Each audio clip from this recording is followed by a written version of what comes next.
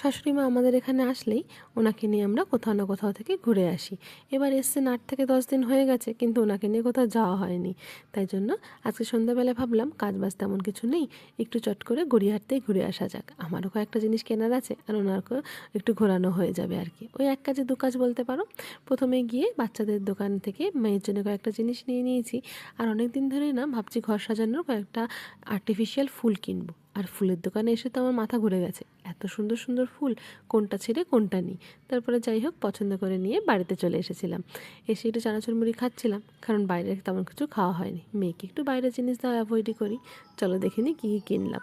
এই যে হামানদিস্তাটা দেখছো, এটা কিনেছি। অনেক দিন ধরে ভাবছিলাম একটু হামানদিস্তা কিনবো। তারপর কাসুন্দি, আচার, এই যে স্প্যাচুলা আর কেক টিনটাও নিয়ে নিয়েছি। আমার কেক বানানোর তেমন কিছু ছিল না, আগেই তো বলেছি।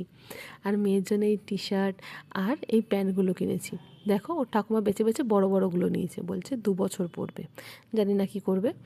আর কিনেছিলাম এই ফুলগুলো। এই ফুলগুলো কতটা সুন্দর হয়েছে না, অনেক দিন ধরে ভাবছিলাম কিনবো কিনবো, যাক অবশেষে কেনা হলো। এই টেবিলটার উপরে একটা টেবিল ক্লথও কিনেছি। আর এই গাছগুলো আগেই ছিল, সেগুলো দিয়ে দিয়েছি। আর অ্যাড হলো আজকের এই ফুলগুলো। সব দিয়ে সাজানোর পর কিন্তু টেবিলটা খুব সুন্দর লাগছে আমার। তোমাদের কেমন লাগছে অবশ্যই জানিও। এদিকে দেখো আমার মেয়ের ফেভারিট জুতো হচ্ছে আমার এই জুতোটা। ওর এটা খুব পছন্দ, যখনই সুযোগ পায় পরে নেয়। ধন্যবাদ।